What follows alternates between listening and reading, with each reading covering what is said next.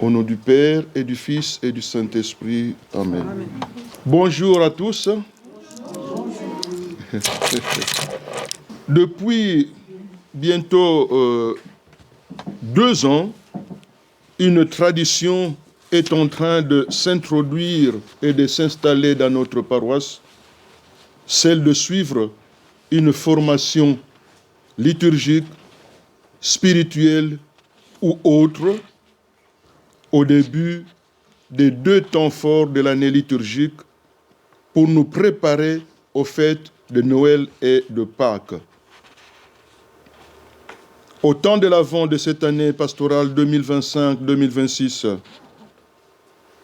partant de la lettre apostolique Dies Domini, le jour du Seigneur, de Saint Jean-Paul II, pape, nous avons exploité le thème « Redécouvrir le sens du dimanche ». Et notre intention était qu'en redécouvrant le sens du dimanche, nous puissions commencer, même nous le petit groupe, à mettre cela en valeur dans l'espoir de devenir une locomotive qui entraîne toute la paroisse à toujours améliorer. Et nous voici maintenant à l'entrée du carême, chacun peut évaluer s'il a tâché de mettre en valeur de façon à pouvoir entraîner les autres. Le résumé de cet entretien sur redécouvrir le sens du dimanche a été publié dans le lien. Le texte intégral est disponible, personne ne l'avait demandé et il est en train de dormir dans mon tiroir. Aujourd'hui,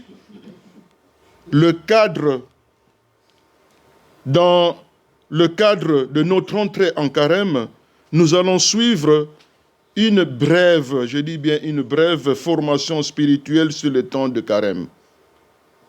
C'est le thème de notre entretien de ce jour.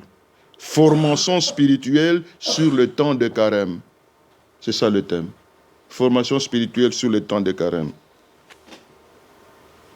Vu le temps dont nous disposons, je vais essayer d'être assez bref en allant droit vers l'essentiel. En effet, en faisant un petit sondage autour de ce thème pour chercher à connaître les attentes des gens, de nos paroissiens, ayant contacté quelques personnes, j'ai vite compris qu'un certain nombre de personnes parmi nous n'ont pas du tout envie d'entendre répéter ce qu'on leur dit déjà chaque année dans les homélies. Le carême est une période de 40 jours en référence aux 40 jours de retraite de Jésus au désert, en référence aux 40 ans de parcours à travers le désert vers la terre promise, ainsi de suite, 40 jours de déluge. Ils ont plus besoin de savoir d'où vient la pratique du carême, comment cela a évolué au cours de l'histoire, et surtout, comment vivre fructueusement le temps de carême pour qu'il soit un temps de renouveau et d'approfondissement spirituel. C'est ce que j'ai compris. Alors, pour tenter de répondre à cette légitime préoccupation qui nous renvoie tout droit vers du pratique et pas trop de spéculation, je vais aborder le thème formation spirituelle sur le temps de carême en 5 petits points. Le premier sera un petit rappel du sens du carême. Le deuxième point sera un regard rapide sur les grandes étapes du temps de carême. Le troisième point sera la primauté de la pénitence intérieure. Le quatrième, les différentes formes de pénitence extérieure. Et la conclusion sera comment vivre fructueusement le carême. Et là, au dernier point, le point de conclusion, avant de proposer ce que j'ai envie de proposer, je vais poser cette question à tout le monde ici. Celui qui veut pourra répondre. Dans votre expérience personnelle, qu'est-ce qui vous a aidé à bien vivre votre carême? Et quel bienfait en avez-vous retiré? Nous ferons d'abord un petit partage parce que je n'ai pas la prétention de tout connaître et d'avoir la meilleure réponse. Non. Je vais proposer que l'on partage. Alors si cela est en train de vous venir pendant que j'expose, vous notez à côté ce que vous allez partager. Dans votre expérience personnelle, qu'est-ce qui vous a aidé à bien vivre votre carême et quel bienfait en avez-vous retiré? On va partager un peu pendant quelques 5 ou 10 minutes. Et après avoir partagé, je vais proposer à mon tour ma contribution. Premier point, le sens du carême. Sans trop descendre, comme je l'ai dit, à tout ce qu'on a toujours dit, disons que le carême est un temps de pénitence et de conversion. Le carême est un temps de pénitence et de conversion pour se préparer à célébrer la fête de Pâques.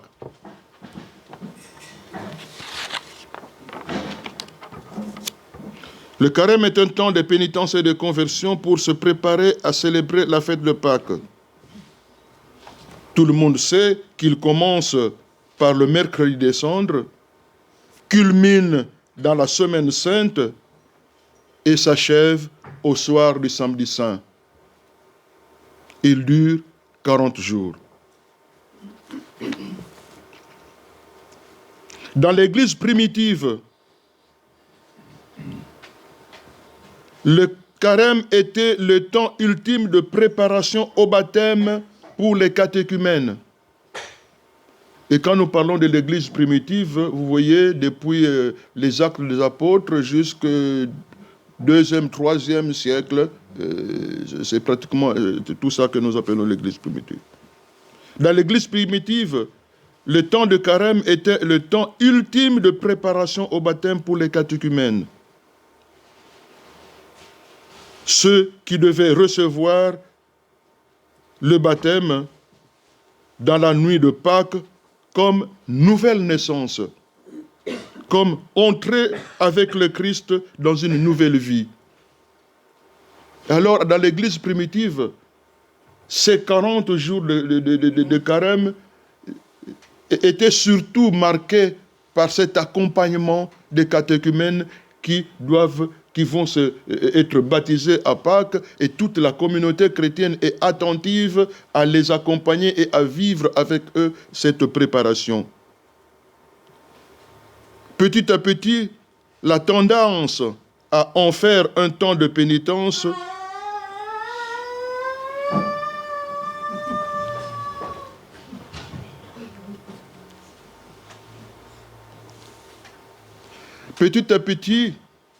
la tendance à faire de cette période un temps de pénitence et de renouvellement pour toute l'Église, avec la pratique du jeûne, de l'abstinence,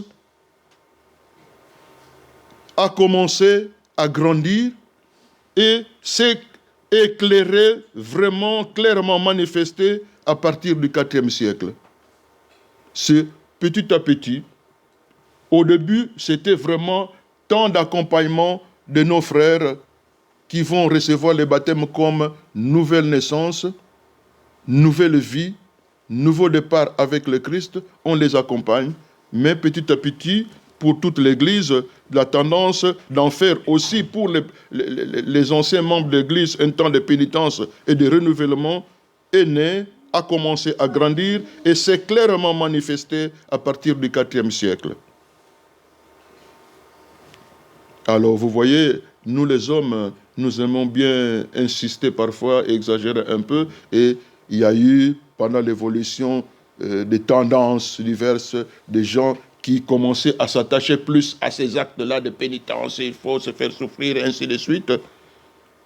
L'Église d'Orient a un peu plus conservé toutes ces pratiques-là, mais plus tard, la pratique pénitentielle de carême a été de plus en plus allégée en Occident, chez nous.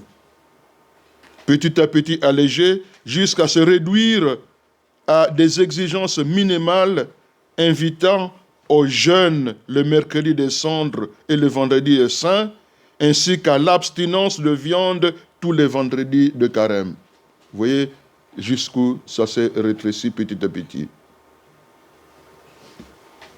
Et le moment le plus clair où des orientations ont été données, c'est à l'occasion du Concile Vatican II, où en 64, le pape Paul VI a clairement défini que le jeûne, par exemple, désormais le jeûne eucharistique, consisterait à s'abstenir de manger 1 heure avant de communier.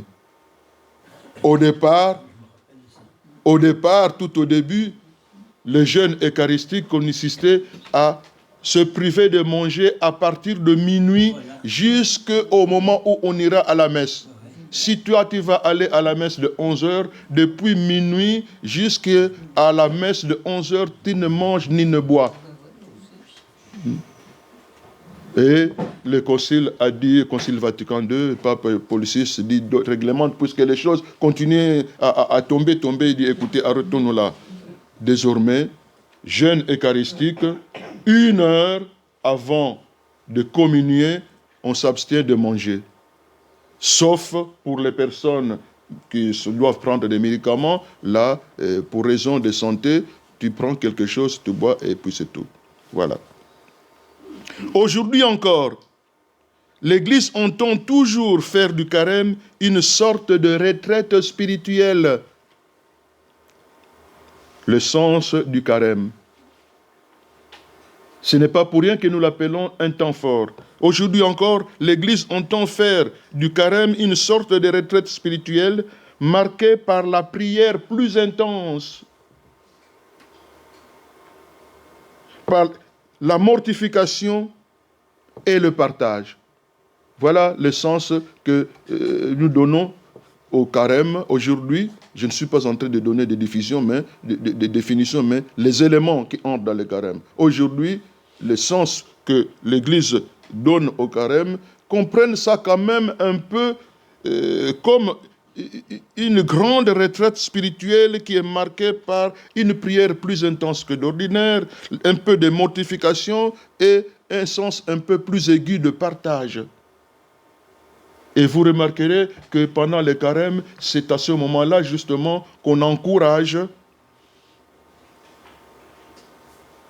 la contribution par des dons à des organismes de bienfaisance.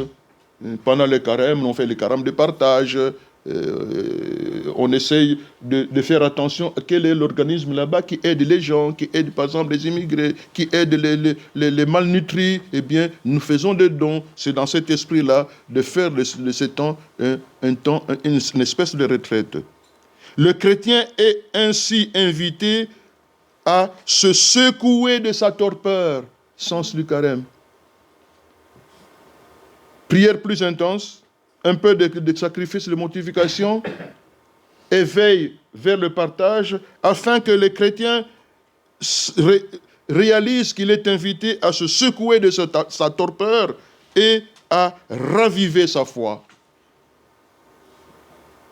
Sens du carême. Nous réveiller secouer de notre torpeur et raviver la foi. Que la foi devienne plus concrète, active dans la société. Le carême est un temps de pénitence, certes, mais il est présenté par la liturgie, lorsque nous voyons comment la liturgie organise le carême, il est présenté par la liturgie non pas comme un temps de tristesse, ce que beaucoup ont intériorisé, c'est le temps de tristesse, alors là, on ne sourit pas trop, hein, on ne joue pas trop, et puis on laisse les loisirs, bon, ma canette de bière, je dois l'oublier. Bon, non. La liturgie présente ce temps non pas comme un temps de tristesse, mais un temps de joie, car il est illuminé par son terme, et son terme, c'est la fête de Pâques.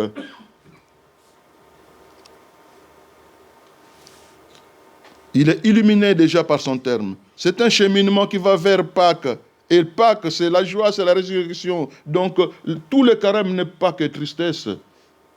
C'est vrai qu'il y a, pendant le carême, il y a une certaine mortification. Il y a, comment les termes qui ne me viennent pas. On a un peu plus de simplicité, mais ce n'est pas de la tristesse. D'autre part, c'est un temps non seulement de joie, mais c'est un temps de retour à Dieu. C'est un temps de retour à Dieu. Un temps de retour à Dieu, de conversion par retranchement des tendances et attitudes qui s'opposent à Dieu. Un temps de retour à Dieu par retranchement des tendances et attitudes qui s'opposent à Dieu. Vous voyez qu'en ce moment-là, les carèmes nous engagent. Ce n'est pas l'Église qui va faire ceci pour toi, mais toi-même, tu te rends compte que je dois me retrancher de tout ce qui s'oppose à Dieu. Et c'est ça l'esprit, l'essence du carême aujourd'hui. Chacun est responsable de sa vie, mais aussi responsable pour aider les autres.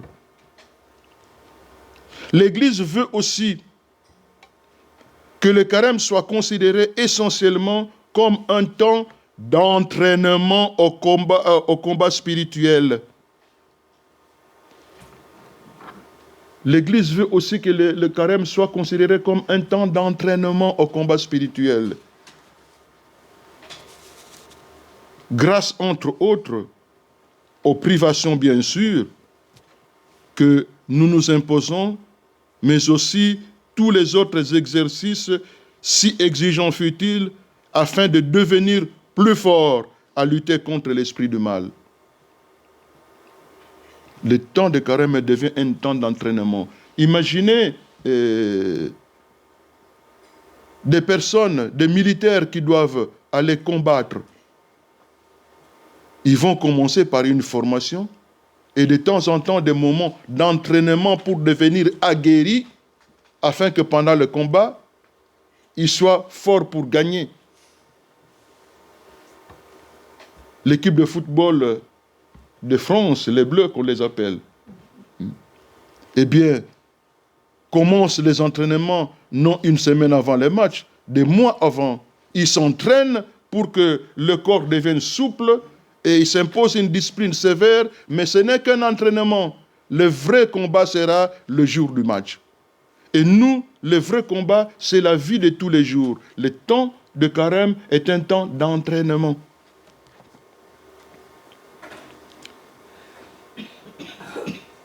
Alors, pour comprendre cela, il suffit d'écouter attentivement les prières que nous prononçons pendant le temps de carême, surtout la prière de la collecte, c'est-à-dire la prière d'ouverture. Et notamment le jour du mercredi des cendres, jour d'ouverture du carême. Nous avons prié en disant ceci, le jour du mercredi des cendres.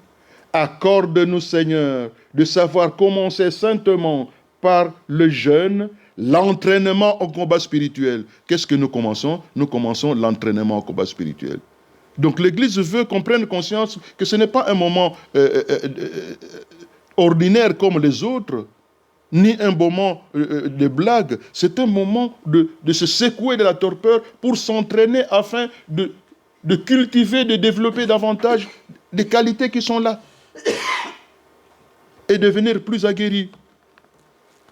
Le carême est un temps de satisfaction, de satisfaire le besoin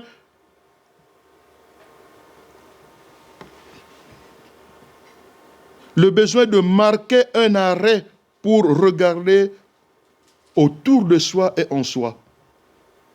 Celui qui vit depuis des années sans jamais marquer un arrêt, un coup d'arrêt, et se regarder, s'observer soi-même, et puis observer autour de lui, risque de se faire beaucoup d'illusions. Entre autres, l'illusion de penser qu'il progresse bien, qu'il vit bien avec les gens, parce que c'est comme cela qu'il pense. Il est très important dans la vie de marquer de temps en temps de moments d'arrêt pour regarder en soi-même et regarder autour de soi. Et le carême, c'est comme ce temps d'arrêt pour regarder un peu, mais où est-ce que j'en suis par rapport à ma vie chrétienne et où est-ce que je pars. Et quand on parle de ma vie chrétienne, il s'agit de moi et mon insertion dans l'Église. Où est-ce que j'en suis? Parfois, on peut commencer à avoir honte en soi-même en se disant, mais tiens, je suis très gentil avec les gens qui prient, avec les prêtres, mais je ne mets jamais même le petit bout de doigt dans ce que je considère comme leurs affaires alors que je suis chrétien. Et quand tu as pu marquer un temps d'arrêt pendant le carême, tu peux t'en rendre compte. Voilà un peu le sens du carême. Alors, quelles sont les grandes étapes du temps de carême? Deuxième point.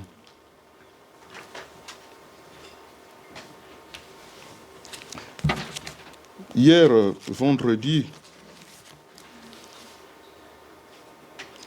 j'ai été attiré par la prière d'ouverture qui donne encore un aspect du sens du carême.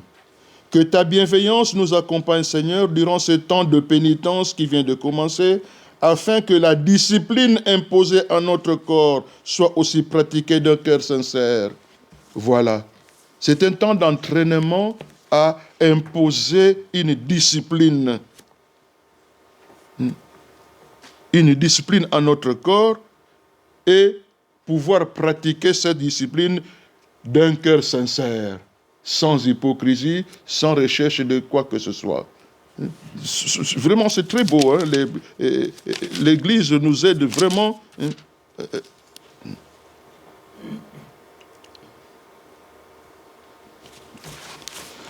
Quelles sont les grandes étapes du temps de carême?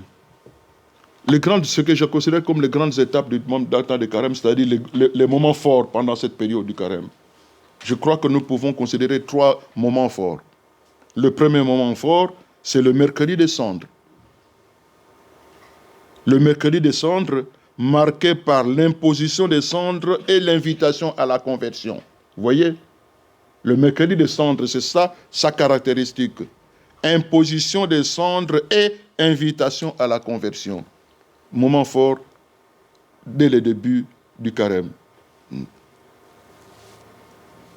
Invitation à la conversion qui est exprimée tant dans les lectures que nous méditons que dans la parole qui accompagne l'imposition des cendres. Convertis-toi et crois à l'évangile. Et si nous revenons un peu au sens des cendres rapidement, les cendres bibliquement, la cendre bibliquement est la représentation du péché et de la fragilité de l'homme. Nous lisons cela dans le livre de la sagesse, dans Ézéchiel et dans Malachie. Quand l'homme se couvre de cendres, c'est qu'il veut montrer qu'il reconnaît ses fautes. Par voie de conséquence, il signifie son espérance dans la miséricorde de Dieu et décide de faire pénitence.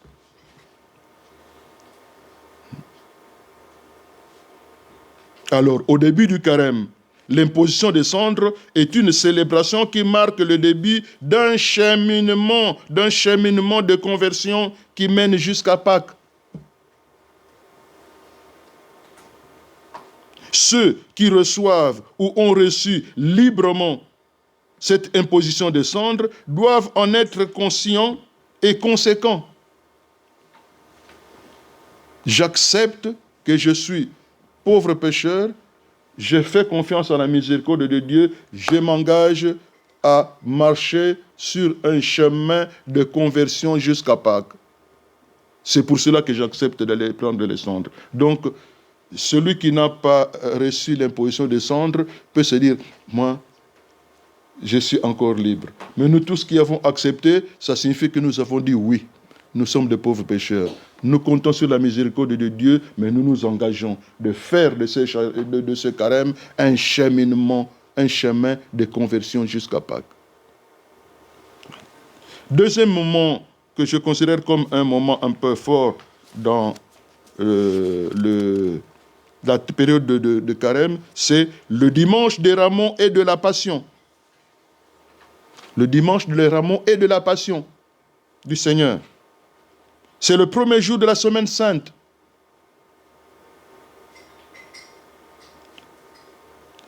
Ce jour du dimanche des Rameaux et de la Passion est marqué par deux célébrations liturgiques significatives. Premièrement, la bénédiction des Rameaux, accompagnée de la lecture de l'évangile de l'entrée triomphale de Jésus à Jérusalem, quelques jours avant sa passion, suivie d'une procession.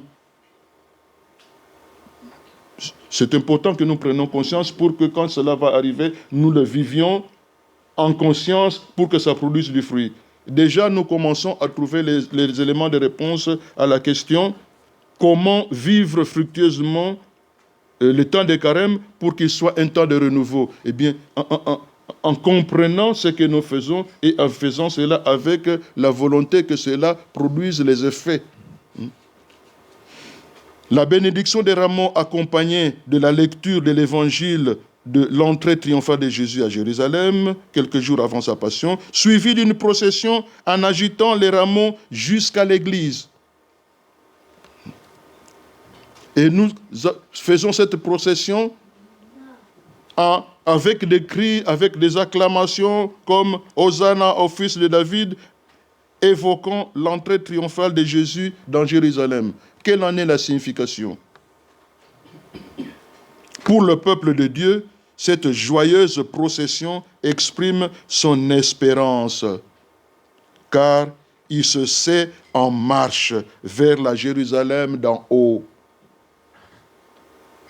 Une marche dont la tête est l'Église, est le Christ, et nous marchons. Ce jour-là, Jésus a voulu commencer la semaine qui mène à la Passion par marquer cela par cette entrée triomphale, pour jeter déjà une lumière de joie et de victoire sur cette semaine qui va être douloureuse, mais il y jette déjà la lumière de la victoire. Alors nous, les dimanches des Rameaux et de la Passion, première partie, beaucoup de joie, acclamation avec les rameaux. Ces rameaux-là, vous voyez, beaucoup d'entre nous, petit à petit, vont au dimanche des Rameaux sans beaucoup de conscience pour la procession, mais pour faire bénir son rameau qu'il va ramener accroché sur son crucifix ou bien mettre à la tombe de son frère. Et c'est tout. C'est ça qu'on attend. Et il faut que j'arrive à temps. Mon rameau n'a pas été atteint par l'eau bénite. Dès que tu atteint, ok, et je suis apaisé. Ce n'est pas ça seulement. Dimanche des Rameaux et de la Passion de Christ, rameau pour ovationner Jésus et commencer à marcher. Et d'ailleurs, le dimanche des Rameaux, on ne commence pas dans l'église. Là où c'est possible, on commence la célébration en dehors de l'église, à un certain endroit. Là où on va bénir les rameaux, lire l'évangile de l'entrée triomphale et commencer la procession. Les servants qui portent la croix devant, suivis des autres ministres et des prêtres, et le peuple en train de suivre, et nous sommes en train de penser à la joie d'entrer dans la Jérusalem d'en haut. Voilà. Voilà jusqu'où nous conduit notre conversion et nos efforts de carême. Notre conversion et nos efforts de carême que nous avons commencé le mercredi de décembre, à la veille de la Semaine Sainte, disons au début de la Semaine Sainte, nous fait penser que nous n'allons pas souffrir avec le Christ pour rien, mais c'est pour aboutir dans la Jérusalem céleste. N'oublions pas que Saint Paul avait dit, si c'est pour cette vie seulement que nous nous sommes donnés au Christ, nous sommes les plus à plaindre de tous les hommes. Nous ne sommes pas donnés seulement pour cette vie, nous nous sommes donnés pour la Jérusalem céleste. Alors, le troisième moment fort de ce temps de carême, c'est le Triduum pascal. Le Triduum pascal. Là, c'est le sommet même de l'année liturgique. Les prêtres nous expliquent cela et ils nous expliqueront encore. Troisième point. La primauté de la pénitence intérieure.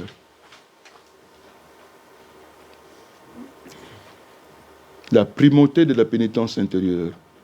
Nous les humains, même lorsque nous faisons un effort pour réaliser quelque chose de bien, après un temps, nous basculons dans les habitudes et nous commençons à continuer à faire ce qui est bien, non plus avec la motivation initiale, mais par habitude. Alors, les exercices de mortification, les sacrifices ont été initiés au départ avec une intention claire. Aujourd'hui, on me pose la question, que devons-nous faire pour vivre un carême fructueux? Et chacun est en train d'attendre, qu'est-ce qu'il faut faire? Qu'est-ce que le Père va dire? Il faut faire quoi? Il faut jeûner autant de fois ou quoi? Voilà pourquoi je vais souligner la primauté de la pénitence intérieure. Ce qui est primordial dans la pénitence, c'est la conversion du cœur. C'est la conversion du cœur. Et non pas seulement les actes. Ce qui rend l'homme pur ou impur, ce n'est pas ce qu'il fait, mais ce qui est là dans le cœur. Et Jésus, quand il a appelé à la conversion et à la pénitence, il a appelé à la conversion intérieure d'abord et avant tout. Ce qui est primordial dans la pénitence, donc, c'est la conversion du cœur. Et cette conversion du cœur comporte un double mouvement.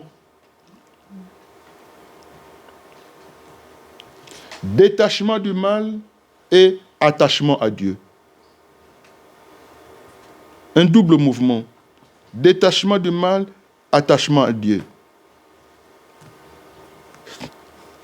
En effet, l'appel de Jésus à la conversion et à la pénitence commence déjà, comme déjà chez les prophètes de l'Ancien Testament, quand nous suivons, voilà, nous avons entendu Isaïe hier.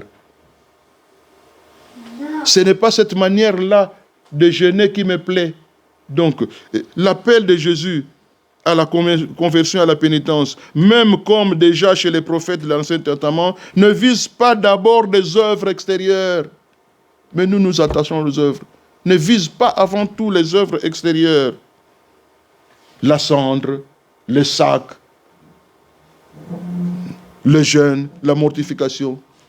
Mais vise avant tout la conversion du cœur. Ce que le catéchisme de l'Église catholique appelle la pénitence intérieure. C'est cela qui est visé d'abord. Sans elle, cette conversion du cœur, la pénitence intérieure, sans elle, les œuvres de pénitence restent stériles et mensongères.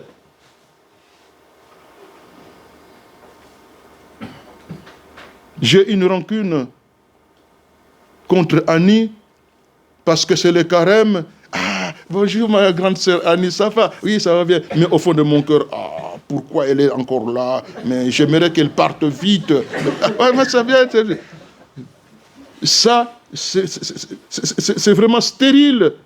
Et c'est du mensonge.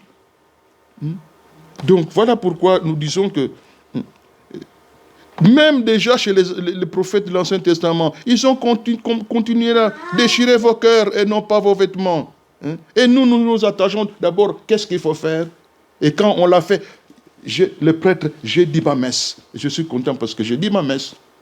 Aussi longtemps que je n'ai pas encore dit ma messe, mais tu as dit la messe, ta messe, ou bien tu as célébré la messe de l'Église en pensant à l'Église, en pensant aux fidèles, en pensant à ceux qui souffrent.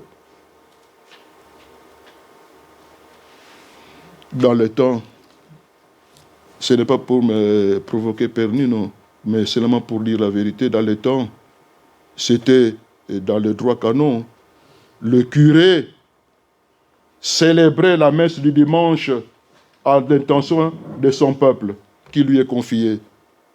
Chaque dimanche, il ne prie pas pour lui-même, il prie pour son peuple. La messe propos pour lui. Jusqu'à présent, hein? Et jusqu'à présent, normalement d'ailleurs. C'est pour cela que tu es pasteur propre. Donc réjouissez-vous quand vous voyez que votre curé n'a pas manqué de célébrer la messe du dimanche, parce que c'est d'abord pour son peuple qu'il prie. Et le pape prie pour le monde entier. L'évêque prie pour son diocèse. Nous, les vicaires, nous prions pour soutenir notre curé. Et voilà. Sans donc cette pénitence intérieure, les œuvres de pénitence restent stériles et mensongères. Par contre, la conversion intérieure pousse à l'expression de cette attitude en des signes visibles et tangibles. Donc si on a vraiment la conversion intérieure, cela pousse à s'exprimer extérieurement. L'expression extérieure n'est que la conséquence, et devrait être la conséquence de ce qui se fait intérieurement.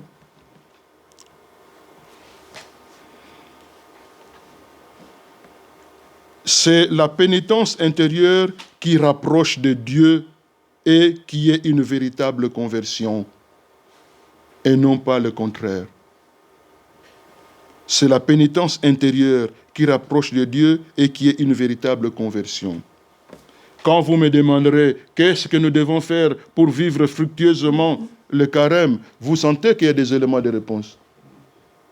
Ne nous arrêtons plus à qu'est-ce que la paroisse a programmé que nous devons faire. Ah, cette année, il n'y a même pas de chemin de croix. Il y a un chemin de croix, bon, ça va, je vais aller. Ah, tu as vu, j'étais là, et c'est tout. Non. C'est la pénitence intérieure qui rapproche de Dieu et qui est une véritable conversion. Veillons beaucoup plus à cela pour vivre fructueusement un carême qui soit un temps de renouveau et d'approfondissement spirituel.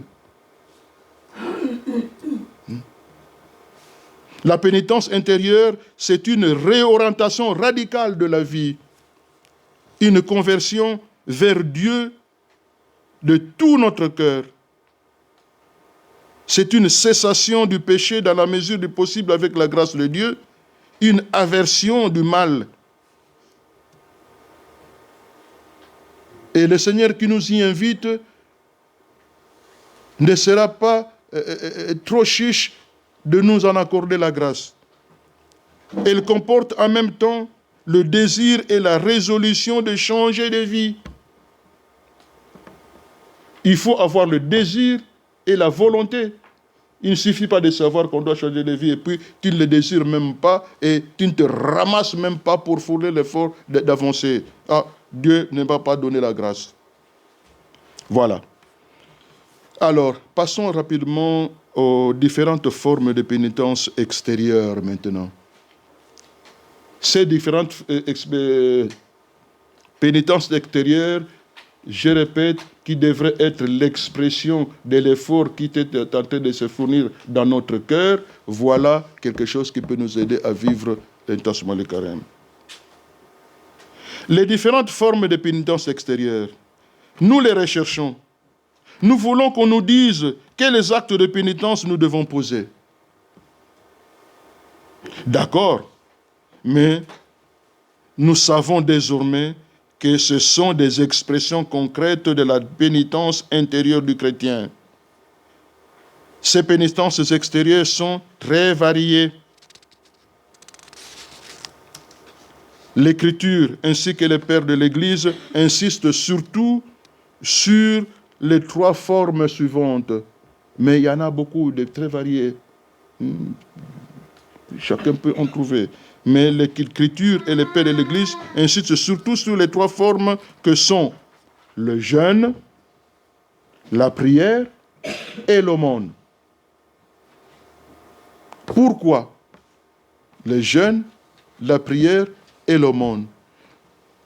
C'est là-bas que l'Écriture, les pères de l'Église insistent le plus, tout en sachant que ce n'est pas là seulement qu'on peut exprimer, manifester sa pénitence extérieure. Pourquoi? Parce qu'elles expriment essentiellement la conversion par rapport à soi par rapport à Dieu et par rapport aux autres. La prière,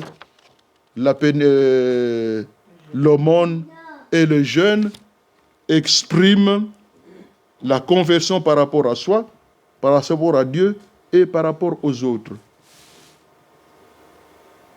Les trois orientations vers lesquelles doivent continuellement être tournés non seulement nos yeux, mais notre conscience. En plus de ces trois éléments que nous appelons aussi les trois piliers du carême, l'Église aime suggérer aussi, par exemple, la pratique des œuvres de miséricorde. La pratique des œuvres de miséricorde. Alors ici, je vais provoquer nos aînés en âge, eux qui, à cette époque-là, suivaient le catéchisme en mémorisant tel passage, ils peuvent se rappeler quelles sont les œuvres de miséricorde.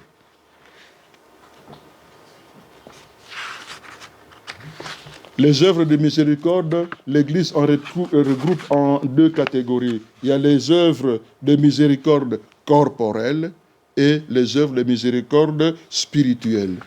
Les œuvres de miséricorde corporelle sont donner à manger à ceux qui ont faim, vous vous souvenez?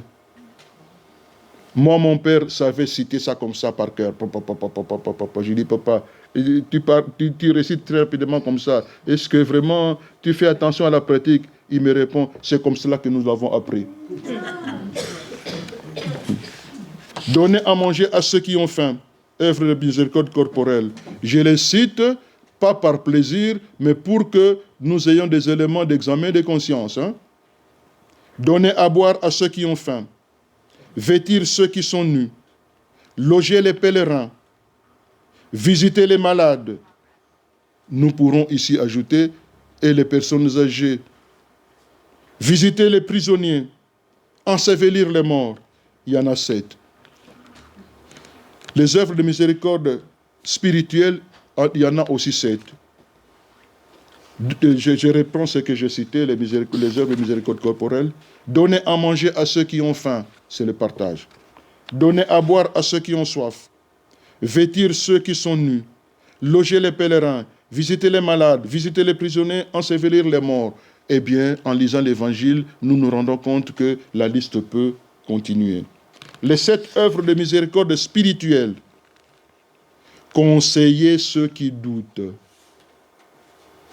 Conseiller ceux qui doutent. Enseigner ceux qui sont ignorants. Ne gardez pas pour vous ce que vous avez appris. Enseigner ceux qui sont ignorants.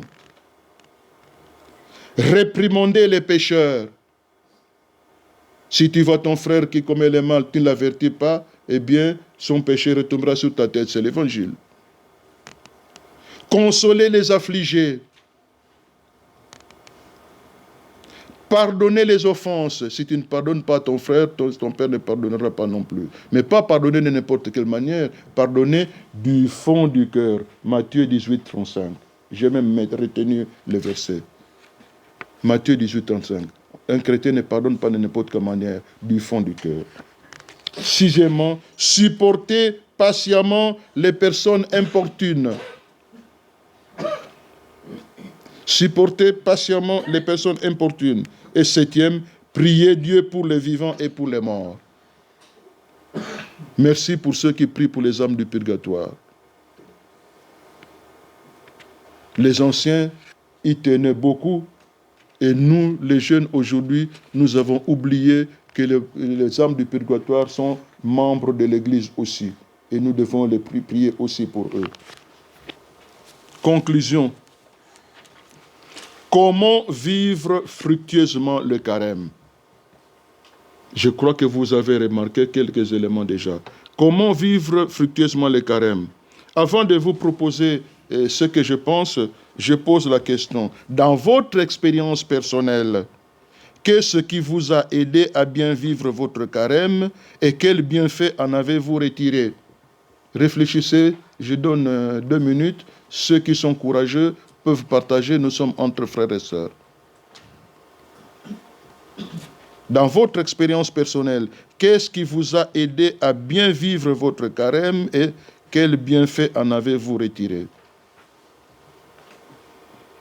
Est-ce qu'il y a l'un ou l'autre qui se sent en mesure de donner une réponse?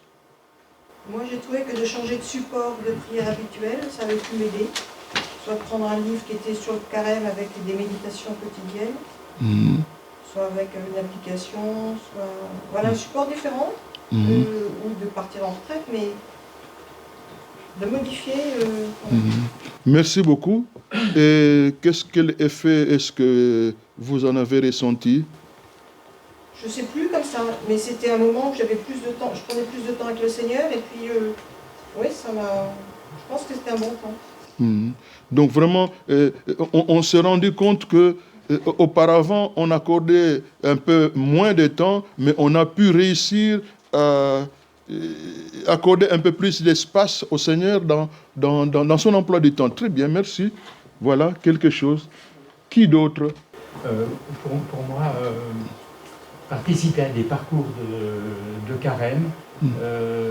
Participer à des parcours de carême, des choses qui sont données avec quelque chose à faire tous les jours, écouter la parole, méditer, et surtout des parcours qui ont des moments collectifs. Les moments collectifs étant des moments qui nous maintiennent, j'allais dire, la pression un peu pour bien être assidus et aussi partagés avec d'autres. Et quant aux fruits, je dirais, il y a le développement de la fraternité, et puis l'apprentissage, de goûter la parole de Dieu, et du coup avoir envie de continuer, comme je disais que ce chemin de conversion, c'est qu'un entraînement, et donc voilà, pour moi, la proximité avec la parole de Dieu a été développée par les parcours de carême. Merci. Un élément important que je retiens personnellement, c'est que en le faisant avec les autres, on sent une certaine émulation. Parce qu'au moment où l'on partage, on entend que là où moi j'ai été distrait, les autres ont pu quand même être attentifs, mais pourquoi pas moi? Alors prochainement, je fais l'effort. Merci. Oui, alors moi je dirais que pour moi, carême, c'est le temps des bonnes résolutions. Au 1er janvier, il y a des gens qui font des résolutions de faire du sport, de se tenir, voilà. Moi je crois que, pour moi, carême en tout cas, depuis quelques années, le temps de prière est important. Et pour moi, ce cheminement de la vie de Jésus, il me touche beaucoup. Je veux dire, j'ai une grande émotion sur ce temps de carême que je n'ai peut-être pas forcément à d'autres moments. Et le temps de la prière, c'est un temps important. Et puis après, ce que j'ajouterais aussi, c'est que dans les moments de ma vie, il peut y avoir du doute. Et le temps de carême me ramène vraiment à cette foi pleine. Et ça me rend, comme vous disiez tout à l'heure, c'est plus qu'un temps de joie, quoi. C'est vraiment un temps bénéfique de paix intérieure. Et j'aime le carême pour cette raison-là. Merci beaucoup. Et je retiens que en vivant le carême comme un temps de prière plus intense que d'ordinaire, et une prière autour de la parole de Dieu qui met devant moi la vie même de Jésus, ça motive davantage. Merci bien. Qui d'autre a quelque chose à partager? Oui. Moi, ce que j'aime particulièrement, pour moi, c'est vraiment un temps de joie et non pas effectivement un temps de tristesse. Et j'aime particulièrement choisir un ou deux livres que je vais prendre le temps de bien lire, de prendre des notes, de méditer, et aussi la parole de Dieu, les textes du jour de la messe, de bien prendre le temps de trouver des paroles qui vont me nourrir le jour même. Et ce travail intérieur, pour moi, m'aide à me rapprocher de Dieu déjà, beaucoup aussi de la nature, parce que moi j'y suis très attachée. C'est souvent que les livres que j'ai vont parler de la nature.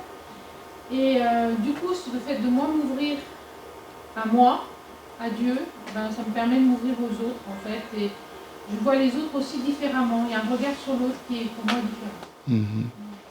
Merci Thérèse, ton partage est comme un rétroviseur pour moi, qui me permet de revoir le passé et d'avoir honte en moi-même du présent. Quand j'étais au séminaire, on nous obligeait de lire un livre de spiritualité au moins chaque mois, et tu en fais un rapport au père spirituel, et un livre de théologie, et tu en fais le rapport au professeur de cette matière-là. Et au début du sacerdoce, j'ai continué à lire au moins un livre par trimestre. Aujourd'hui, pris dans le brouhaha du travail, il y a un peu longtemps que j'ai lu un livre de spiritualité. Mais toi, tu arrives à t'astreindre à lire quelque chose d'édifiant en temps de carême. Que Dieu soit loué. Je vais essayer de me mettre debout moi aussi. Voyez-vous? Quelqu'un d'autre qui a levé le... Oui, la première. Oui. Oui. Eh bien, moi, je trouve très bénéfique de prier dans la rue. Parce que les gens ont un regard aimant. Et ça me fait chaud au cœur. Et si je me rends compte que la personne que j'ai en face a envie que je lui parle de Dieu, eh ben, je me lance. Et c'est très bénéfique pour cette personne parce que quand je la quitte, elle est en joie. Et moi aussi, je suis en joie, mais c'est pas pour moi en fait. C'est pour les personnes qu'il y a autour de nous qui n'osent pas, qui n'osent pas venir écouter la parole. Et ben.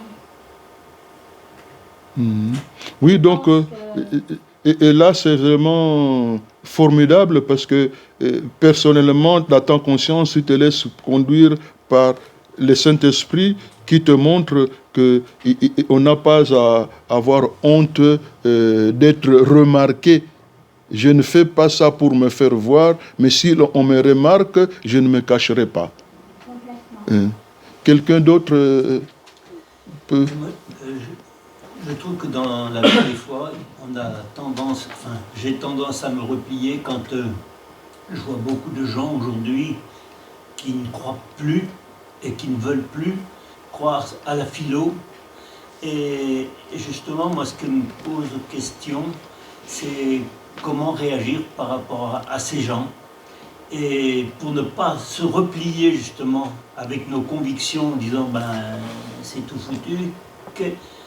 Et là, moi, je dirais qu'il y a une certaine attitude qu'il faut surtout, pour moi, ne pas se replier et malgré tout, rester avec ces gens-là, même s'ils nous interpellent et même s'ils me blessent des fois, parce que c'est pas toujours évident.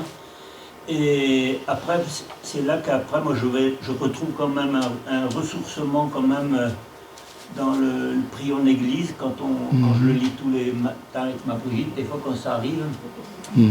Et je suis sensible à l'évangile de ce matin. Finalement, je ne suis pas venu appeler les justes, mais les pécheurs, pour qu'ils se convertissent. Finalement, c'est déjà mon propre travail à moi. Merci. Alors nous allons continuer. Vous voyez qu'avec ce témoignage, les outils sont là dans nos mains, mais il faut les exploiter. Il y a de bons livres qui sont en train de dormir dans nos rayons depuis des semaines, voire des mois. Nous avons été prompts à acheter et nous sommes allés stocker. Que chacun de nous revoie un peu le nombre de livres qu'il a achetés cette dernière année, et parmi ces livres, combien est-ce qu'il en a lu? Bon, je vais continuer, mais deux personnes... Est-ce qu'on ne peut pas les mettre à l'accueil un peu plus, ceux qui ont déjà lu ou relu et qu'on peut mettre à disposition? On peut mettre à l'accueil, et là, à l'accueil aussi, c'est petit à petit, couvert de poussière, personne n'y touche. Donc, deux personnes ont demandé la parole avant que j'intervienne.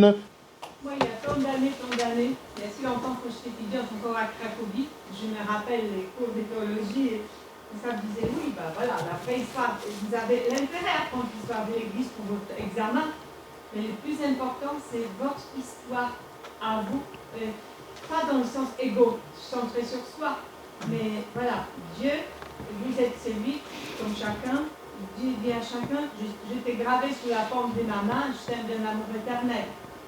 Et pour moi, depuis plusieurs années, ils m'aident à ne pas m'arrêter sur les rancunes quand je suis sur la blessure, etc. Aller au-devant. Et je suis sur ce chemin,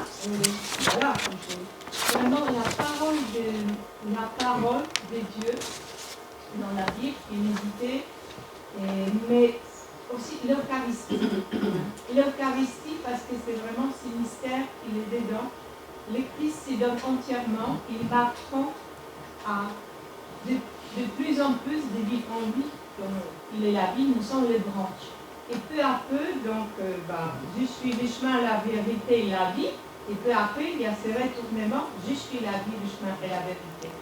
Et donc, concrètement, cette méditation de ce regard de Dieu, d'amour sur moi comme sur chacun. Sauf que les yeux s'ouvrent au fur et à mesure que je m'imprègne des textes.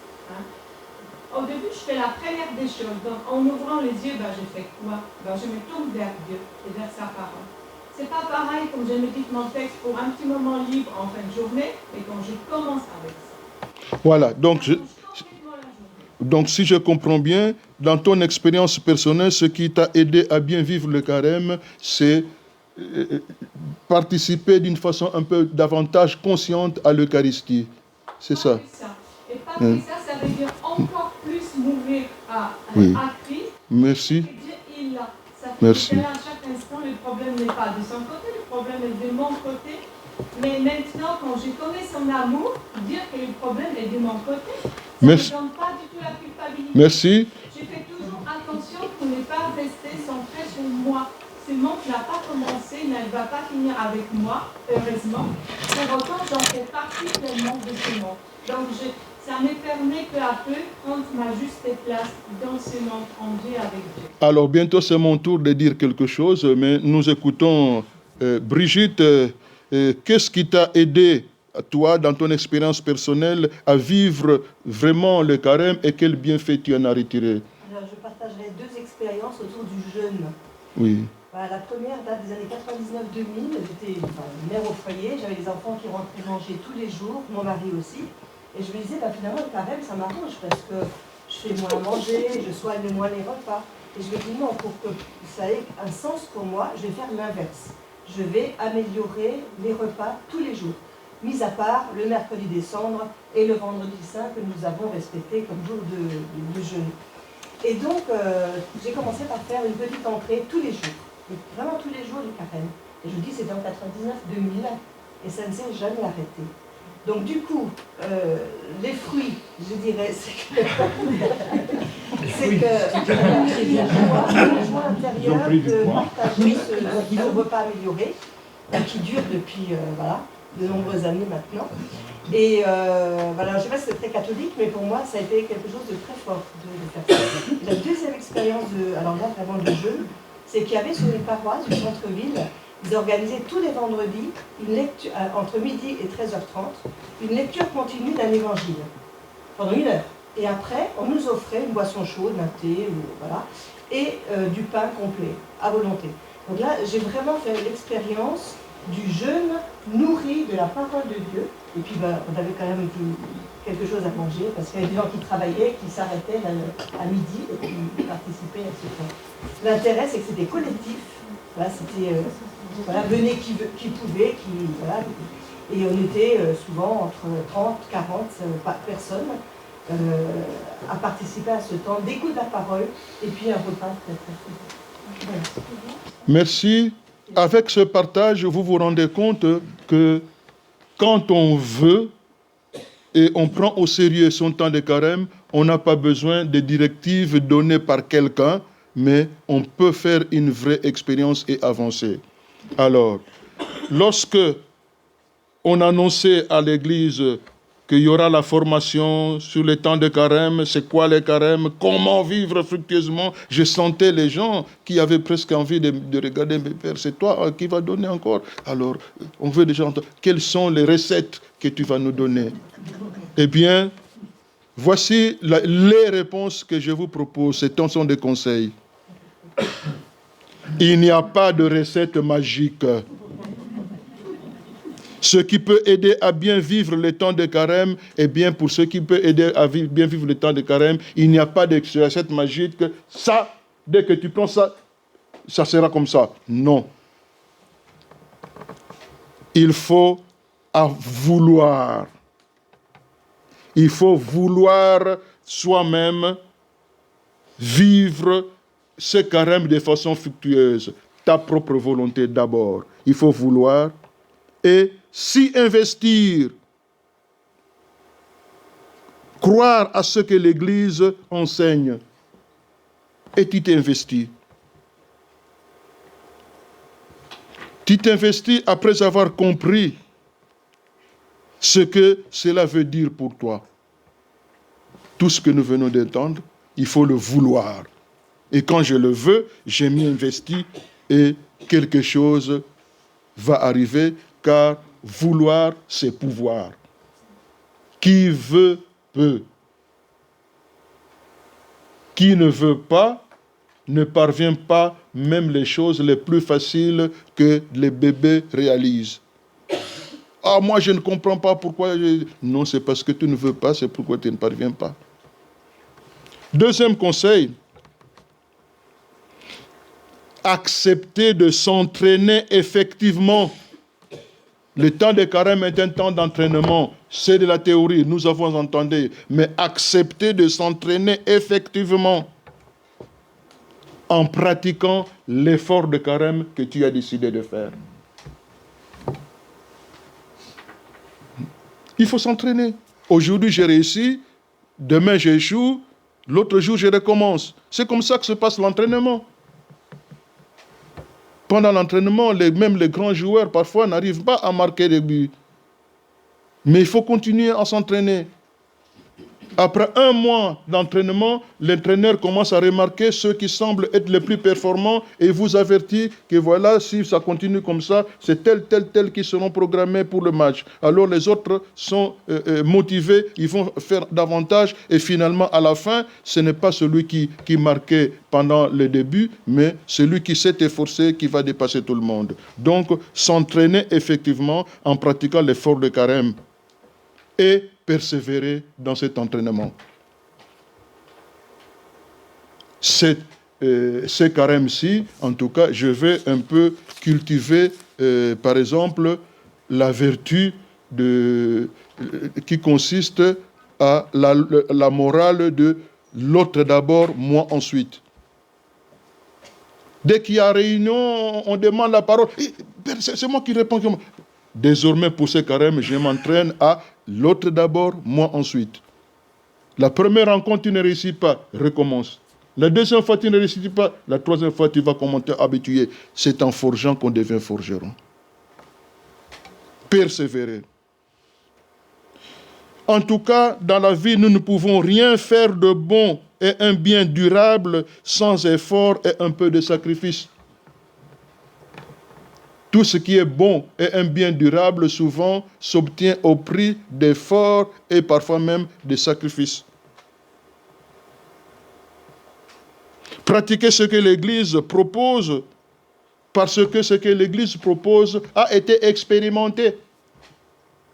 Tu n'es pas le premier pour dire non, ce n'est pas sérieux ce qu'on nous dit. Mais l'Église a expérimenté pendant des années, des siècles. C'est pour cela qu'il nous propose une piste possible. Troisième conseil.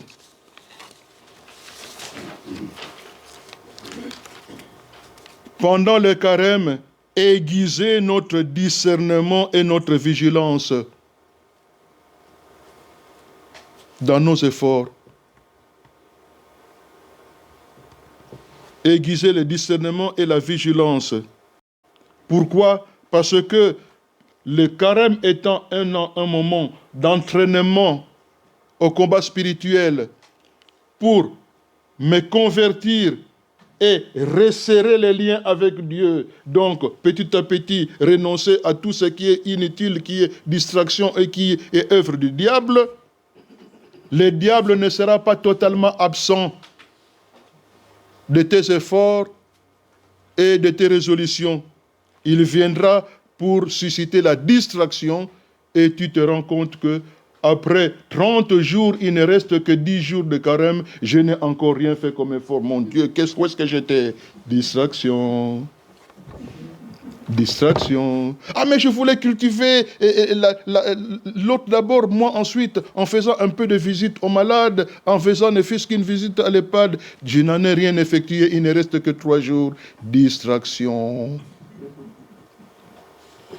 Le diable, il est téméraire et irrespectueux. Il n'a eu ni peur ni respect envers Jésus et il a tenté de le distraire du plan de Dieu pour qu'il soit Messie selon nos désirs, dans nous les hommes, quelqu'un qui vous fournit du pain gratuitement et non selon la volonté de Dieu. Il a tenté de distraire Jésus. Et pas un seul jour.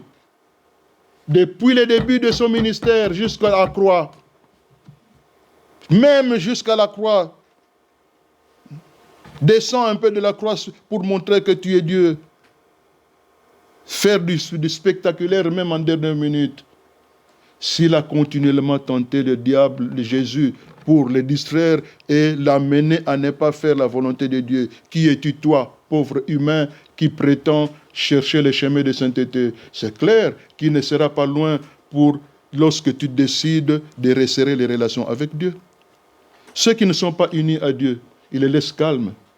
Mais ceux qui recherchent l'union avec Dieu, il se rapproche très vite d'eux et il est à côté pour distraire même dans les petites choses. Parce que même les petites choses te rapprochent toi de Dieu. Et tu verras que après 1 semaine de carême, tu n'as pas encore commencé à réciter ton chapelet là que tu avais décidé. Après 3 semaines, tu n'as pas encore commencé à aller à la messe ne fût-ce qu'une fois par semaine comme tu l'as décidé. Ayons du discernement et de la vigilance pour ne pas nous laisser prendre dans les distractions du malin qui veut nous endormir. En ce moment-là, nous serons capables de nous atteler à l'entraînement pour cultiver les vertus que nous voulons cultiver et maîtriser, réprimer les penchants négatifs que nous voulons dominer. Il viendra susciter même des pensées. Il y en a parmi nous ici, j'ai vu, qui ont décidé, je vais moi aussi aller lire. Vous allez voir, dès que tu commences à lire, tout de suite, il tourne ton attention vers les téléphones et les WhatsApp. Quand tu ne regardes pas ton téléphone, tu dors à 21h. Et tu n'as pas le temps de lire ni de prier. Mais quand tu te tournes vers ton WhatsApp, tu vas jusqu'à minuit, tu es toujours là. Après, tu te demandes, mais qu'est-ce que je fais? Soyons vigilants et ayons des discernements. Un autre conseil. Il n'y a pas de recette magique. Faisons du carême, du temps de carême, une sorte de grande retraite comme nous le propose l'Église, au long de laquelle nous allons nous efforcer de marquer régulièrement des coups d'arrêt pour pouvoir regarder en nous-mêmes et autour de nous, pour pouvoir reconsidérer notre vie,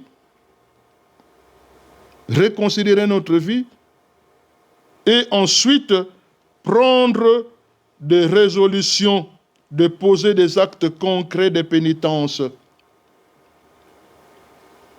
Essayons de faire de cette longtemps une sorte de retraite spirituelle comme le propose l'Église, non pas en étant en train de prier en tout moment, mais en trouvant des moments, un certain rythme, de marquer des coups d'arrêt. Un coup d'arrêt pour revoir, reconsidérer ta vie, te regarder en toi-même et autour de toi, afin de prendre des résolutions, de poser des actes concrets de pénitence. Des actes concrets de pénitence qui soient, 1, rayer le revirement, qui soit des réels revirements, un acte de pénitence qui soit un revirement, donc un changement. Mais en même temps, un acte de réparation envers Dieu ou envers la société par amour. C'est ça la pénitence. Un acte de réparation, c'est-à-dire que, par exemple, je me suis rendu compte que je suis trop égoïste. Alors, pour réparer, je prends la résolution de partager une partie de ce que j'aime bien par amour pour ceux qui sont un peu plus dans le besoin de cela.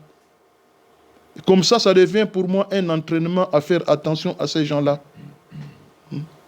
Un revirement, un acte de réparation par amour et un entraînement à un nouveau comportement. C'est ça le but de la pénitence. Une pénitence qui soit un revirement, un acte d'amour envers les autres et un entraînement à cultiver un nouveau comportement. Ne prenez pas seulement des actes de pénitence comme ça, bon, ça va, qu'est-ce que je vais faire, bon, je me mets à genoux, pendant que je prie, je me mets seulement à genoux. Comme ça, je sens un peu la douleur là-bas. Ça va, c'est bon. Mais un acte qui est un revirement et puis une réparation dans le sens d'un acte d'un peu plus d'amour.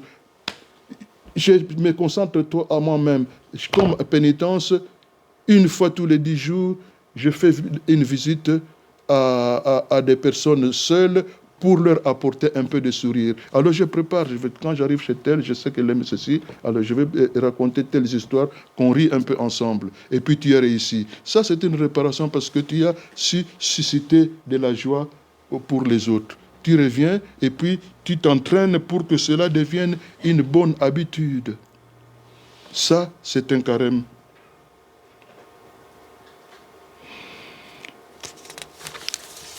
Je peux aussi proposer de décider, par exemple, de participer avec intérêt ou même par curiosité, mais avec un préjugé favorable à une activité organisée par la paroisse. Moi qui n'y suis jamais. Mais cette fois-ci, comme pénitence, je décide de participer avec intérêt et un préjugé cette fois-ci favorable, positif, pas toujours avec le préjugé que ces gens-là nous exploitent notre... Non, positif. À une activité organisée par la paroisse pendant le carême, ou même à une activité organisée d'une façon habituelle. Tu participes une fois, avec intérêt. Imaginez-vous que quelqu'un de la paroisse ici qui aurait entendu le dimanche cet enseignement, se décide que bon, pendant le carême, dès que j'entends que l'équipe de la liturgie va préparer la messe, je viens un peu assister. Lui qui n'a jamais été, quand il va assister, vous imaginez combien de richesses il va en retirer? Il va apprendre, c'est tout ça que l'on fait. Il peut même commencer à s'intéresser, et puis quelque chose change. Tu peux décider, tu as entendu qu'il y a une équipe de la pastorale de santé et qui va une fois tous les 15 jours à l'EHPAD chercher les personnes fatiguées de leur chambre jusqu'au lieu de la prière, entre-temps en train de causer et de les faire rire en chemin, et puis après les ramener, chanter la messe avec eux. Je vais un peu assister pour voir. Et tu découvres là un de tes parents dont les autres s'occupent. Ça peut toucher, ça peut interpeller. Tu peux te rendre compte que celui-là ne sait même pas porter les gens. Moi, quand j'étais dans le scoutisme, quand j'étais, je sais pas, j'ai appris ça. Donc, il y a quelque chose que je peux faire mieux que eux. Et tu peux rester là-bas.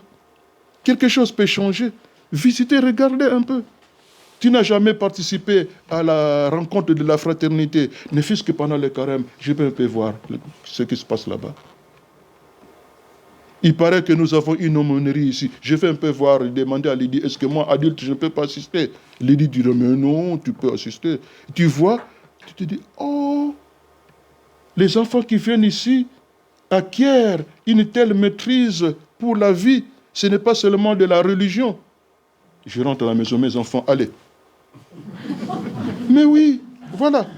Entre nous ici, nous pouvons nous intéresser à quelque chose qui se fait dans la paroisse comme sacrifice de carême, ne fût-ce que par curiosité et sans préjugés. Et vous verrez que là-bas, le Seigneur peut vous parler. Et vous pouvez même avoir pitié du groupe qui se débrouille par bonne volonté, mais avec très peu de compétences. Et toi, les compétences, tu en as et ça pourrit dans ton cœur. Voilà quelque chose que nous pouvons passer. Chacun peut penser. Ici, dans cette paroisse, combien de fois nous n'avons pas entendu lancer des appels, voilà, si quelqu'un est apte en ceci, nous, on n'a jamais de temps parce qu'on doit aller en vacances. Pendant les carêmes, je sacrifie un peu, ne fût-ce qu'un jour de 30 jours. Et je vais rendre ce service-là. Tu vas te rendre compte que ça ne coûte pas autant de temps que j'imaginais. Au contraire, ça donne de la joie. Il y a de la joie à rendre les autres heureux. Hein? Voilà. Un dernier conseil que je peux donner. Décidez quelques efforts de carême qui peuvent être des vertus à cultiver par entraînement et des penchants mauvais à maîtriser et à éliminer. Et quelqu'un a proposé ici, suivre simplement un des parcours qui sont proposés. Et cette année, nous avons non seulement une chance, mais une grâce. La paroisse n'a pas manqué de proposer un parcours de carême. Combien se sont intéressés et se sont inscrits? Autant de possibilités qui s'offrent à nous. Alors, s'il n'y a pas cette volonté et cet effort, ne croyez pas que il y aura une recette magique. Il y a des propositions, des possibilités qui sont là devant nous, mais il faut vouloir et s'investir. Je m'arrête là. Alors, nous, comme il est presque 11h, on avait prévu de terminer à 11h. S'il y a quelques éléments de partage supplémentaires, une question à poser ou quoi, vous avez la parole. Moi, j'aimerais revenir un petit peu sur l'histoire des rameaux bénis. Oui. Parce que bon, j'ai bien compris. Brigitte revient au rameau. Oui. Oui. Bon, j'ai bien compris que la bénédiction des rameaux, c'était aussi une procession jusqu'à l'église, oui, avec l'entrée triomphale de Jésus à Jérusalem. Oui. Moi, je pense que la bénédiction des rameaux, c'est aussi important. Enfin, je pense que vous avez repéré le nombre important de personnes qui viennent justement pour faire bénir les rameaux. Mmh. Et je crois qu'il ne faut pas qu'on perde ça. Et peut-être qu'au niveau de ce qu'on peut partager avec les autres, c'est vous, dans votre homélie, dire c'est quoi l'importance justement de cette bénédiction des rameaux. Et moi, ce que je fais, alors après oui, j'aime que mes rameaux soient bénis, et je distribue des rameaux, non pas seulement aux personnes malades ou aux personnes non, à des gens qui effectivement n'ont pas le temps de venir ou ne prennent pas le temps de venir. Et je sais que cette année, je leur dirai, peut-être que je leur apporterai un peu plus sur la signification du rameau béni, quoi. Et je crois qu'on ne peut quand même pas perdre ça, parce que c'est aussi un symbole de notre vie chrétienne, et les gens, et même s'ils accrochent le petit rameau au crucifix, ou je veux dire, c'est aussi important, quoi. Ça a aussi une signification, enfin, dans notre vie de chrétien. Voilà, donc effectivement, moi j'aime bien que mon petit rameau soit béni. Merci. Pour pouvoir aussi le partager. Enfin, je crois que la plupart d'entre nous sommes d'accord, non? Oui. Et nous aimons bien qu'elle soit bénie. Alors quand j'ai parlé, si vous avez fait attention, j'ai dit, beaucoup vont uniquement. Oui. Il ne faut pas que ce soit uniquement pour ça. Des fois, c'est ça. Hein? Oui. Donc, trouvons une manière d'aider les gens à ne pas aller seulement pour ça que j'ai mon rameau béni que je vais amener dans ma maison et puis je vais mettre au chapelet, sur le crucifix. J'ai dit dimanche des rameaux et de la passion de Christ. Il y a premièrement la bénédiction des rameaux accompagnée du récit de l'entrée triomphale de Jésus qui nous amène vers une procession. C'est un bloc ensemble. Alors, ceux qui aiment que le rameau soit béni, ils amèneront à la maison, mais qu'ils comprennent que c'est béni d'abord pour ovationner Jésus, pour louer Jésus, hein, pour acclamer Jésus, et que nous sommes invités à venir nous adjoindre à toute cette foule qui aime acclamer Jésus. Ces rameaux devraient devenir encore pour nous un rappel que tous les dimanches, nous sommes invités à aller rejoindre la communauté pour louer Jésus. Donc c'est bien d'aider les gens à ne pas s'arrêter seulement aux bénéfices que j'en tire, mais à approfondir la pleine compréhension. Merci de nous exhorter, nous les prêtres, de ne pas manquer de donner une explication plus entière, plus riche, pour davantage aider les gens. Donc moi, je suis d'accord. Nous trouverons, mais seulement l'occasion d'expliquer cela, malheureusement, c'est ce jour-là même. Et ce jour-là même, le temps est très court parce qu'il y a une petite homélie là-bas dehors, on commence la procession et quand on arrive dans l'église, c'est maintenant le récit de la passion qui est long. Donc, voilà pourquoi on peut expliquer, mais encourageons les gens à venir à des formations comme celle-ci, pour que ça reste pour la vie. Voilà. Oui. Juste ce que je voulais dire, c'était que, en fait, le symbole des rameaux, c'était aussi le signe que les gens ne s'éloignent pas tant que ça de leur vie chrétienne. Voilà, même très si on bien. ne voit pas beaucoup à l'église. Oui. C'est vrai, parce que presque partout, partout on remarque ça, les gens tiennent. Nous les prêtres, nous le savons, nous ne devons pas négliger les signes. Les hommes ont beaucoup besoin des signes, seulement on s'attache trop et uniquement aux signes. Mais on ne peut pas négliger, parce que le signe est un soutien de la foi. Par exemple, le rameau, pour beaucoup de gens, le rameau, l'eau bénite, c'est essentiel. Quand vous minimisez le rameau, vous minimisez l'eau bénite, vous jetez comme ça par là où passent les gens, il est choqué, il peut cesser de prier. Donc nous devons faire attention à cela. Merci. Vous avez employé le mot de mortification. Et ça, c'est un mot qui nous gêne énormément et qui nous semble aller à l'encontre de l'esprit que vous avez évoqué tout au long de l'enseignement. Vous pouvez préciser ce que vous dites? Préciser l'expression mortification. La mortification, c'est, disons, cet ensemble de sacrifices qu'on assume volontairement pour s'entraîner à une discipline. C'est ça la mortification, c'est privation à des droits. J'ai droit à ceci, mais je m'en prive librement pour développer. Par exemple, pendant le temps de carême, je me dis, moi qui fais une sieste d'1 heure chaque jour, eh bien pendant le carême, comme mortification, je vais réduire ma sieste à 40 minutes pour que les 20 autres minutes là, je fasse ma lecture spirituelle. C'est une mortification. C'est ce que j'ai décidé moi-même. Non, c'est pas sur mal.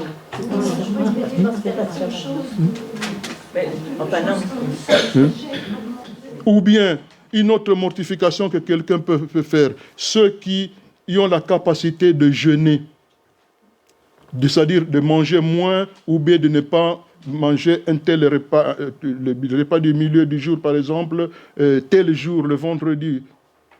Comme mortification, c'est que le vendredi, je me décide de ne pas manger à midi, et ce que je devais manger à midi, je ne stocke pas de façon qu'à la fin du carême, je fasse bonbons. Non, tout de suite, ce que je pouvais manger, je prépare quand même, mais c'est pour donner à d'autres. C'est une mortification. Parce que ça fait mal un peu, mais je le donne volontiers. C'est une mortification. Il y a beaucoup de mortifications.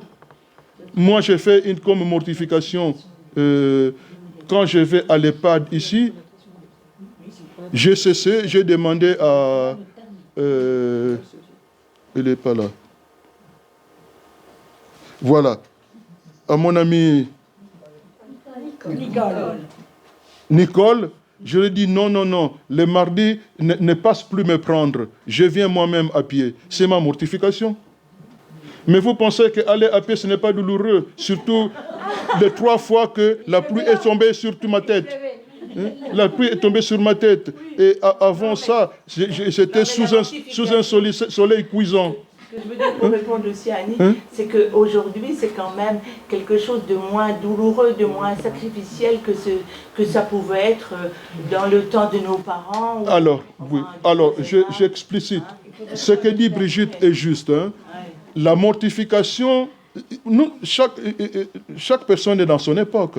Et vous avez vu que j'ai dit que ça a évolué depuis le 4e siècle. On est en train de diminuer en tenant compte de la compréhension qui évolue. Du temps du Père Aymar, on comprenait comme cela que Jésus a souffert jusqu'à laisser couler du sang pour notre salut. Et moi, pour participer à la souffrance de Jésus, il faut que je ressente cette douleur dans ma chair. C'est comme ça qu'il comprenait. Mais nous, maintenant, nous comprenons que c'est plus le cœur, plus un sacrifice qui bénéficie aux autres. Ce n'est pas le mal que j'endure ici qui bénéficie aux autres. Alors, nous mettons l'accent à ceux qui bénéficient aux autres par amour. C'est la même compréhension d'aujourd'hui. Et là, l'Église elle-même dit qu'elle a évolué. Alors, par exemple, pour ce qui est du jeûne eucharistique, on dit, écoutez, c'est privé de manger et de boire depuis minuit jusque on peut laisser ça, de sonner une compréhension avant, parce que le but du jeûne eucharistique, c'est quoi? C'est déguiser notre soif de rencontre du Christ. Et là, on n'a pas besoin de faire minuit, 12 heures. Même en 1 heure, on laisse tout. Maintenant, on est concentré à penser que maintenant, je ne peux plus me donner à des plaisirs de manger ou quoi, parce que je pars à la rencontre du Christ. On développe un peu cette plus attention-là. Donc, même si le terme est le même que l'on utilise, mais on l'utilise dans le sens d'aujourd'hui. Oui, mais c'est tellement connoté, c'est exactement ce que disait Brigitte que je ressentais de moi. Je pense qu'il faut... Alors, si ce mot-là ne vous fait pas plaisir, personne ne vous interdit d'utiliser un mot que vous comprenez le mieux, sacrifice. Personne ne vous interdit d'utiliser un mot que vous comprenez mieux. Moi, je l'ai utilisé en me disant que nous comprenons que se mortifier, c'est une décision personnelle de se priver de quelque chose qu'on aime pour que ça profite à d'autres. Mais si quelqu'un ne lui donne pas ce contenu-là, qu'il utilise un autre mot. Voilà. Alors, nous allons clôturer, hein, je pense. Merci, je ne sais pas, il y avait peut-être quelqu'un oui. qui voulait dire. Ah, 2 personnes. Je n'entends pas de parole du Christ qui dit « je me sacrifie », mais je le vois bien disant « je m'offre ». Et j'aime beaucoup mieux ce mot d'offertoire, d'offrir mon temps aux petits-enfants qui étaient là, d'offrir ma présence, ma disponibilité, plutôt que de me sacrifier. Me sacrifier, ça ne me colle pas non plus comme mot, ni me mortifier, ni me sacrifier. Voilà, c'était juste une réflexion sur le mot offertoire. Qu'est-ce que j'offre au Seigneur en ce moment? Comment je me rends disponible? Merci. Donc le sacrifice qui me va pas du tout, qui me bloque, voilà, qui me fait mal. Que je ne comprends pas, que je pourrais pas en parler à mes frères et sœurs, par exemple. Ils seraient scandalisés de savoir que dans la religion, on nous demande de s'offrir, de se mortifier ou de se sacrifier. Voilà. Et pourtant, c'est un terme théologique, le sacrifice du Christ. Jusqu'aujourd'hui, nous disons le Christ est sacrifié. C'est pas parce que le Christ n'a pas utilisé le mot qu'il ne s'est pas sacrifié. Il est allé sur la croix. Même s'il l'a fait pour se donner, mais il est allé sur la croix. Est-ce que c'est pas offert? Il a offert. Ah oui, mais il l'a offert comment? Comment il l'a offert? Avec douleur. Avec mon père, pourquoi m'a-tu abandonné? C'est-à-dire que moi, je ne sais pas, j'ai toujours, par contre le problème contraire. J'ai toujours le problème quand on dit que tel mot ça dérange, tel mot il ne faut pas l'utiliser, tel mot. S'il y a ce mot-là, c'est qu'il signifie quelque chose. Et quelque chose qui n'est pas nécessairement et toujours quelque chose de négatif. Quand on parle de mortification dans la compréhension de l'Église, ce n'est pas se faire du mal, mais c'est chercher le chemin qui me porte à la vie, comme le Christ. Le Christ nous a offert la vie parce qu'il est passé par la mort. Alors, qu'est-ce que je dois faire mourir en moi pour que je puisse avoir la vie? Je crois que l'Église qui utilise le mot dit le contenu qu'il donne à ce mot-là, mais nous contestons ce contenu parce que nous lui donnons un autre contenu. Mais il y a des mots qui sont polysémiques. Même il y a des mots que le sens a été déformé avec le temps, mais en fait, il faut revenir au sens. Il y a des mots aussi qui ont un sens voisin. Alors, nous posons la question à la personne, qu'est-ce que tu veux dire par là? C'est ceci que je veux dire par là, et parce que selon la sensibilité que je vais faire sentir, c'est ce mot-là qui convient. Bon. Toi, tu n'es pas d'accord parce que tu t'exprimes cela avec un autre mot. Bon. Mais mortification, ça implique incarnation. Oui. Oui, c'est ça. Voilà, c'est ça. Et ça, c'est la difficulté que nous avons toujours. On confond avec ce que l'on a envie d'entendre. Alors, on n'écoute plus les contenus que vous donnez. Non, moi, ce n'est pas ça que j'ai envie d'entendre derrière ce mot-là. Alors, ça, nous bloquons facilement le dialogue pour rien. Alors, Marcel, tu es l'avant-dernière à intervenir. Je peux faire une première proposition de carême. Dimanche prochain, nous avons notre rassemblement pour Lourdes. Oui. Et on apprend beaucoup de choses. Là, nous ne sommes plus que 2 à y aller, mais on a été toute une équipe à en faire partie pour comprendre le sens du pèlerinage de Lourdes déjà et voir ce que c'est par rapport, ça se rejoint avec vos visites au niveau des EHPAD et tout ça. Parce que le départ, nous étions un grand nombre de Namur, puisque le président était de Namur, qui a entraîné des personnes. Et je crois que beaucoup de personnes ne savent pas forcément ce que c'est l'engagement au niveau de l'hospitalité. Donc dimanche prochain, si ça vous intéresse, nous avons une journée. Le 1er mars. On est deux avec Catherine Agalé. S'il y a des personnes qui veulent se joindre, c'est encore possible. Donc vous pouvez aussi.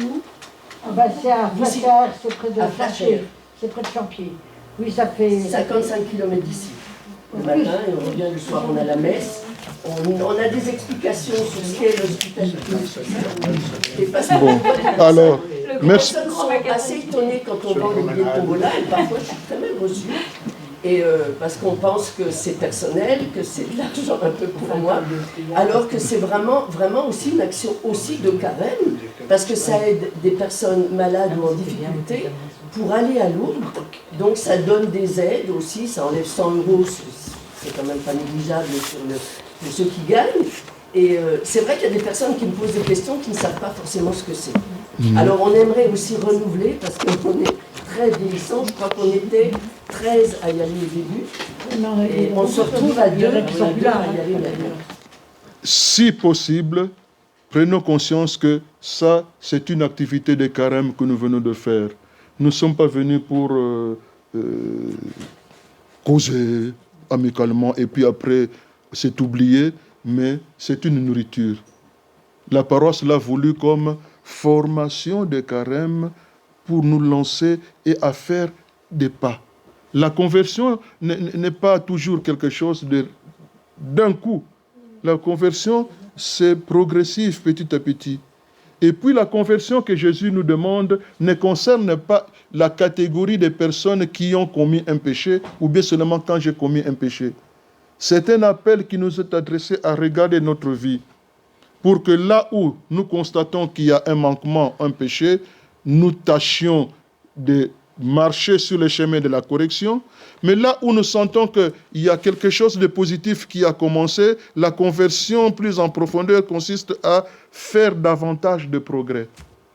Donc, je souhaite vraiment que ces partages que nous avons faits, que chacun trouve quelque chose qu'il va essayer de fructifier. Sinon, ça devient une occasion de nous livrer des informations mutuellement et puis c'est fini. Non. Notre paroisse doit aller de l'avant et la vie spirituelle est un combat. Faites attention à cette distraction-là. Et dans ce combat, on n'a pas besoin que le grand nombre. Les changements dans toutes les sociétés ont toujours commencé à partir d'un petit noyau. Un petit noyau fort et qui s'organise et qui essaye de mobiliser et d'entraîner les distraits. Voilà, merci. Au nom du Père et du Fils et du Saint-Esprit. Amen. Je vous salue Marie, pleine de grâce, le Seigneur est avec vous. Vous êtes bénie entre toutes les femmes, et Jésus, le fruit de vos entrailles, est béni. Sainte Marie, Mère de Dieu, priez pour nous pauvres pécheurs, maintenant et à l'heure de notre mort. Amen. Le Seigneur soit avec vous. Et avec votre esprit. Que Dieu Tout-Puissant vous bénisse, le Père, le Fils et le Saint-Esprit. Amen. Bon cheminement de carême. Merci.